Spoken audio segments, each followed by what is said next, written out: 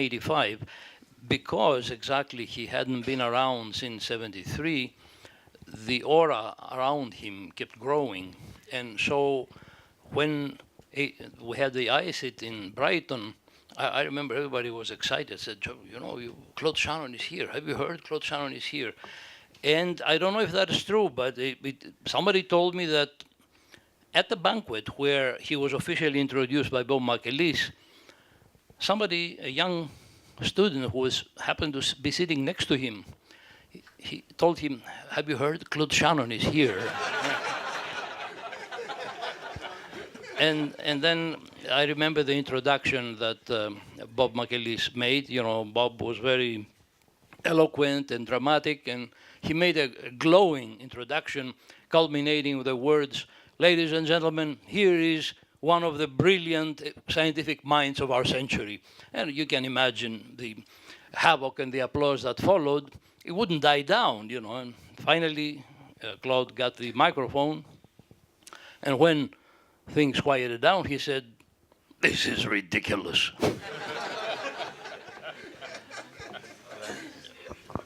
On the financial front, you remind me of one other memory of Shannon.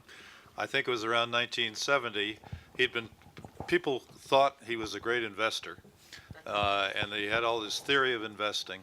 And for years, they tried to get him to give a lecture on investing, and finally he was prevailed upon, and the word got out, and the lecture had to be moved to the 10250, the largest lecture hall at MIT, and even then it overflowed. There were hundreds of people and others in the overflow room.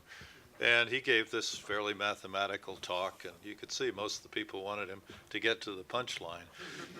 But you know, he proved that you know, even if the averages were constant, you could make money off the fluctuations, and so forth. And the very first question was, Dr. Shannon, have you used this theory in your own investing? And he said, no, the commissions would kill you.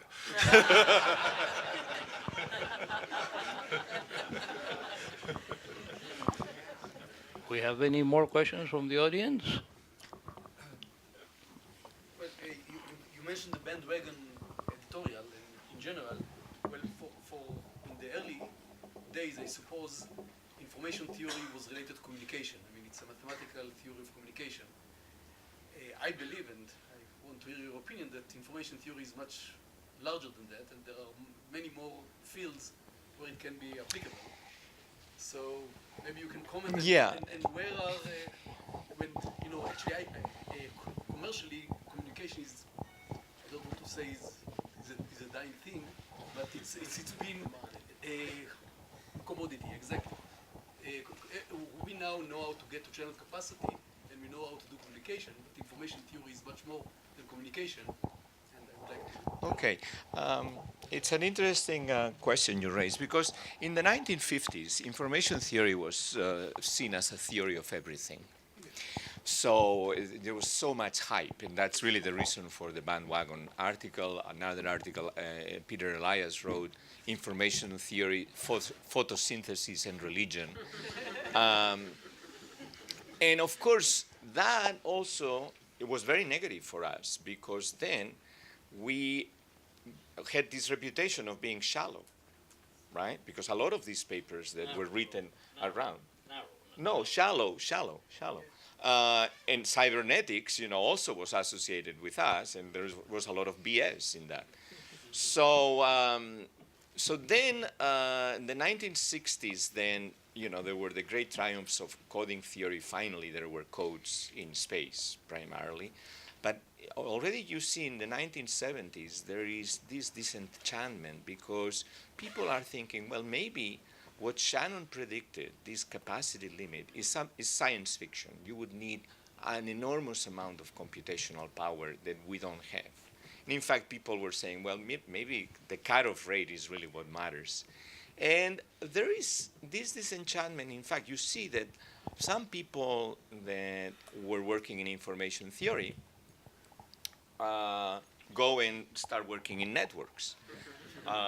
Berger, so on, people that were doing collision resolution algorithms and so on, really getting out of Shannon theory, using probabilistic tools, but getting out of Shannon theory.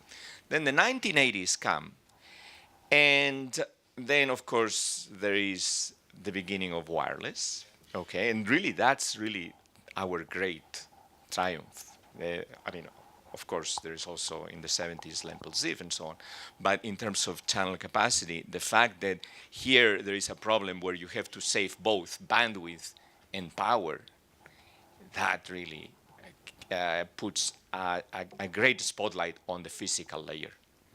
I remember when I was a graduate student in the early 80s, the physical layer was already seen as something old-fashioned. You know, optical fiber was the round of the corner, so why would anybody be, you know, worried about capacity and things like that? So it really was the fact that, you know, the wireless revolution is really what made information theory now have a much higher status. I mean, the fact that Qualcomm was the number one company in this S&P 500 didn't hurt.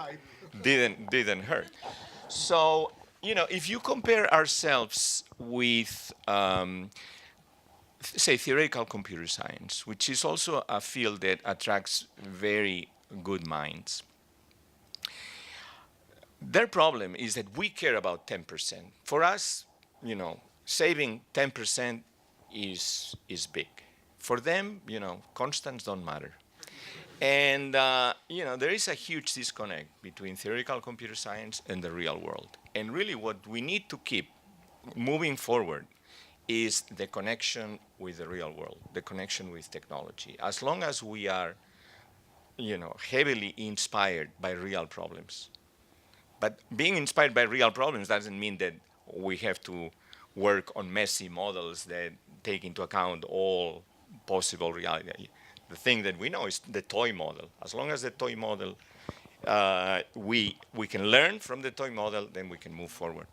So whether, you know, we've been purposely, because of all these misuses of information theory, our community has been shy in claiming territory outside our natural habitat. We've been naturally shy, unlike, say, computer science, that they are very imperialistic and they try to say, you know, everything is computer science, okay? But, yeah. I would disagree with just a little bit of that.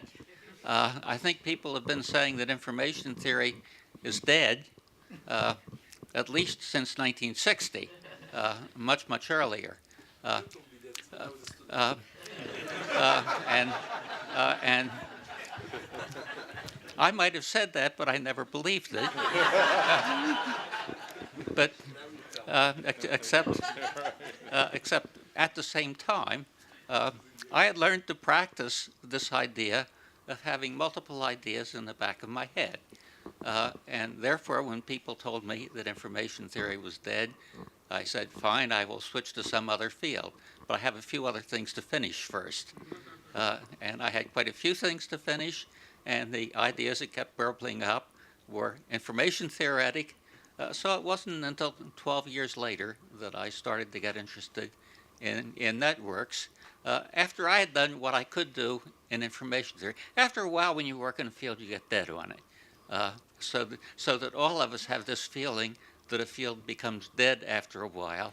But fortunately, other people are still fascinated by it. This is where the beauty thing comes in. I mean, you have to feel the beauty in what you're doing. And fortunately, people have felt that beauty for a long time.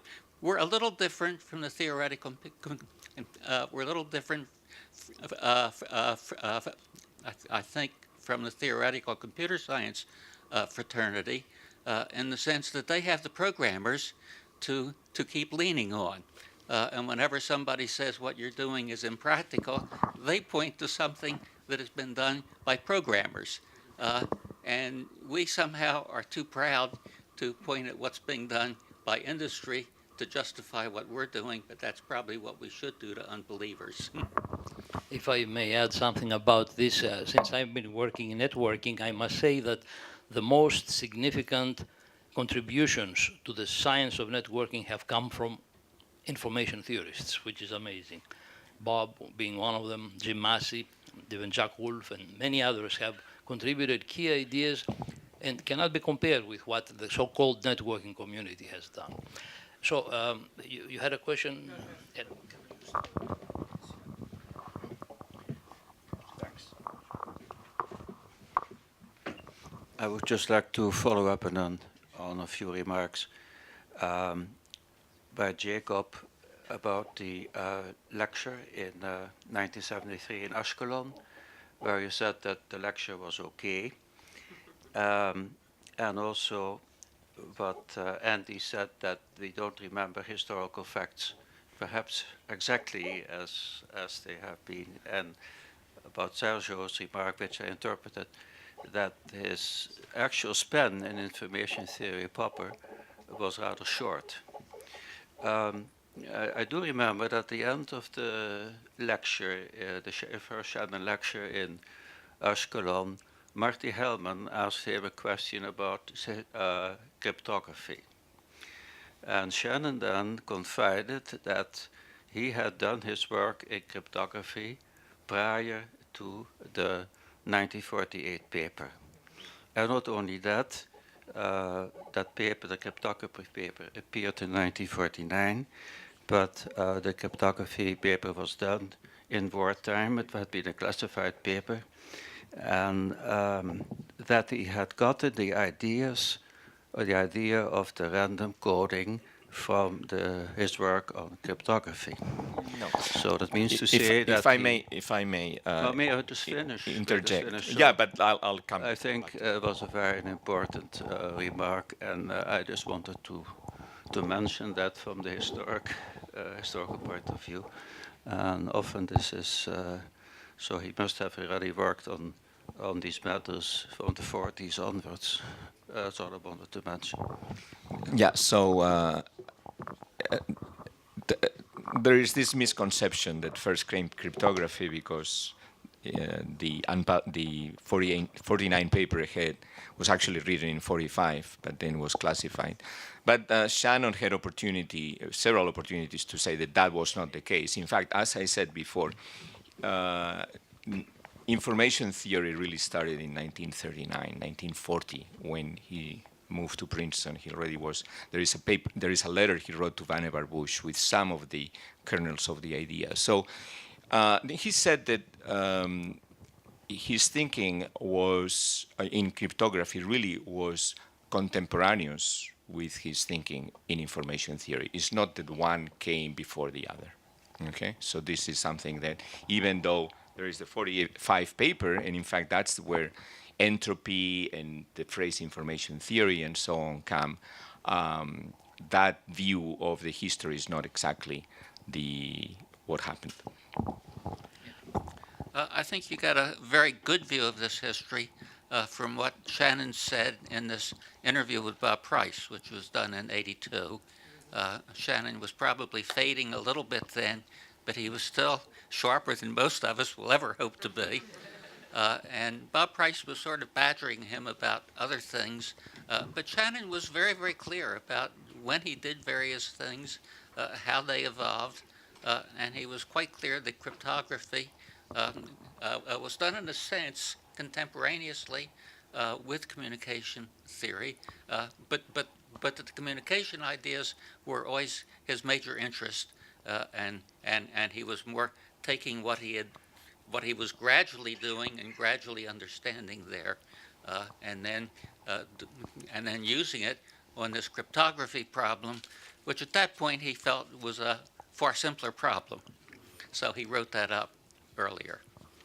So I really hate to interrupt this. I would spend the whole day, I think, and most of us would enjoy continuing ruminating about these things. But we have a workshop to run, I guess, and every good thing has to come to an end. So I would like to thank the panelists very much for accepting to be here and offer us their insights, and the audience and the organizers. Thank you very much.